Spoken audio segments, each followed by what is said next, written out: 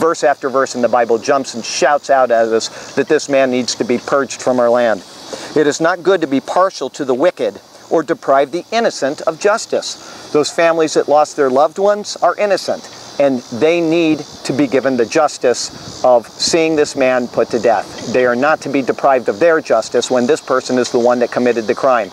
Woe to that, those who call bitter sweet and sweet bitter, who call good evil and evil good. And that is what's going on in our nation right now, is that we are under a curse because we are allowing this pitiful type of action to continue, and we need to take care of it immediately, or we are going to be swept away. When justice is done, it brings joy to the righteous, but terror to evildoers. Well, that makes sense. If you have justice executed on people that commit crimes, the other people that are thinking about committing crimes are going to stop committing crimes. You have a nice, peaceful, and lawful society. But as you've seen over the years in America, we've gotten farther and farther away from justice, swift justice, and the people think, well, I can get away with it too. And how many people have been in jail 40 and 50 and 60 times, arrested again and again, and we just let them out. It's okay. But then somebody does something that's minor, but offends a politician or offends somebody on a minor issue, they get these huge fines, and they paid these fines because they're lawful citizens. They didn't mean to do what they did. They made a mistake, and but they're fined. But the people that commit these continuous stream of crimes need to be purged from the land. They need to be locked up, and there needs to be swift and effective justice, or there is no justice. House after house after house that I've been to, or state capitol, on the walls they say how justice delayed is no justice at all, and it goes on, all these things about justice, justice, justice, written right on the walls of the capitals, and yet we ignore the very quotes which are on those walls, and we just say we're going to do what we please, and it is wickedness, and it will cause us grief in the end. It says, and I saw something else under the sun. In the place of judgment, wickedness was there. In the place of justice, wickedness was there. That comes from Ecclesiastes, and it's saying that under the sun there's supposed to be a place of judgment, and instead there's wickedness. And instead of a place of justice, there's wickedness. Look at our courts. Look at what is going on. We're supposed to have judgment and justice in these courts, and instead people are being put into those positions that are wicked, and they're doing wicked things, and they're making wicked decisions which affect the peaceable and loving citizens of each state and of this nation. And we need to have rules and laws upheld and not usurped by the judges in the land. Here's the quote from Isaiah. It says, "See how the faithful city has become a harlot.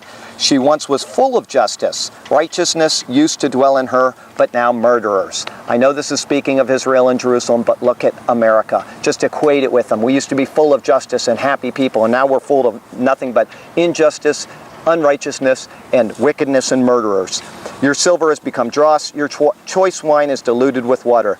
Your rulers are rebels, companions of thieves. They all love bribes and chase after gifts. They do not defend the cause of the fatherless. The widow's case does not come before them. And yet the liberals in this nation will say, oh, that's what we're here to do, is take care of the fatherless and the widows, when in fact they're depriving them of the justice that they're due. This is what's going on. Things are being twisted around. Evil is being called good, and good is being called evil. Therefore the Lord Almighty, the Mighty One of Israel, declares, I will get relief from my foes and avenge myself on my enemies. I will turn my hand against you. I will thoroughly purge away your dross and remove all your impurities. And that's what we're going to face in this nation if we don't start upholding the very laws that we have written. We've got laws that are being not upheld. We're getting the government suing people over upholding the very laws which they have passed.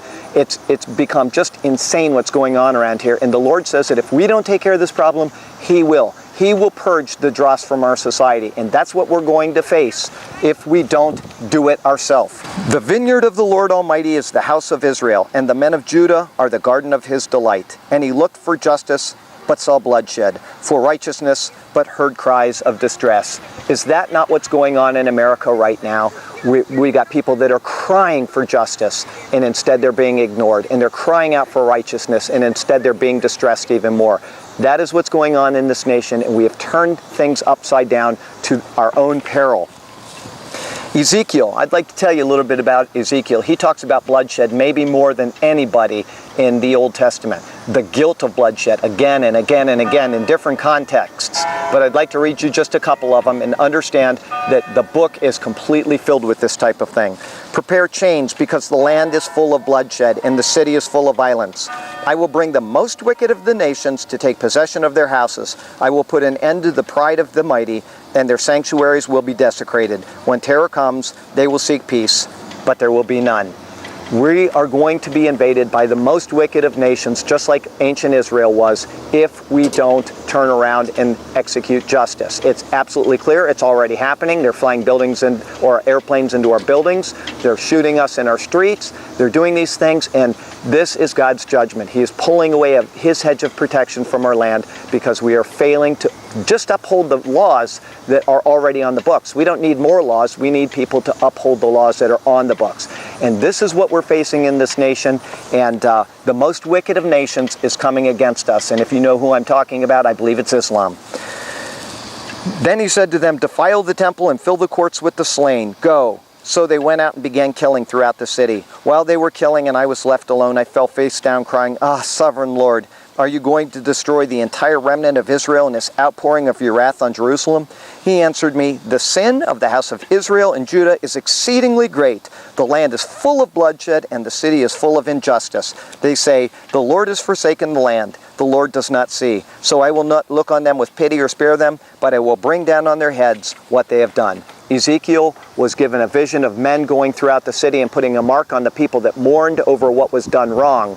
And then anybody that didn't have that mark was executed without pity and without mercy. And what were the reasons for this being done? It's because of the bloodshed and because of injustice. These two things are the reason why these people were being slain. And we cannot continue on the same path we are on and expect any less in this nation than Israel faced. They're God's chosen people. They had his temple in there. They had his name upon them, Yisrael, Prince of God, and yet God judged them. Do we think we're any better than them? Or do we think, like they said at the end of that verse, that there's no God? He's not going to see. Of course there's a God. There's a tree over there. How did that get here unless there's a God? And of course he sees. He sees everything. Everything that is happening in all of creation is within his omniscient view.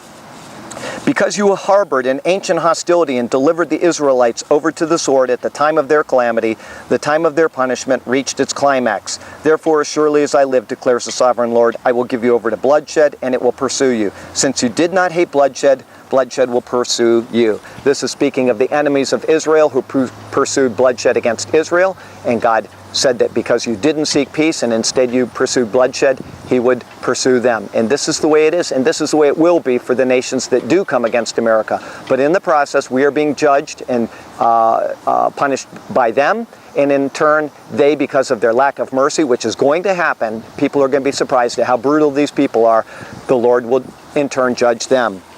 From Hosea, it says, hear the word of the Lord, you Israelites, because the Lord has a charge to bring against you who live in the land. There is no faithfulness, no love, no acknowledgement of God in the land. Boy, does that sound like us now. We can't even say the name of God or Jesus Christ. And yet he's written on all of our state buildings and on our Capitol buildings and on all of our original founding documents, and yet we can't even mention him. There's no mention of him because people are scared. There is only cursing, lying, and murder, stealing, and adultery. They break all bounds, and bloodshed follows bloodshed. Because of this, the land mourns, and all who live in it waste away. The beasts of the field and the birds of the air and the fish of the sea are dying. It's because of the bloodshed. It's because of the irreverence and the lying and the cursing and the murdering that we will be judged. And all we need to do is turn on the TV and we see 1,000 murders an hour and we hear lies and God's name taken in vain. We don't even need to see it in real life. It's just there right in front of us, and we become dull to the majesty and the splendor of his holy name. In Micah, it says, hear this, you leaders of the house of Jacob, you rulers of the house of Israel, who despise justice and distort all that is right, who build Zion with bloodshed and Jerusalem with wickedness. Her leaders judge for a bribe, her priests teach for a price. Man, that sounds just like us today. Our leaders are doing everything for bribes. We've had governors just in the past couple days thrown into jail, or at least convicted of doing this, and he probably won't see any jail time because there is no true justice. But then there's also wickedness, and what does it say? The priests teach for a price. There's people just cheating people out of their hard-earned money by promising them blessings if they send money into them, instead of just preaching the gospel of Jesus Christ and hoping that they'll be remunerated, which they will be if they're faithful preachers. They're cheating people out of their money.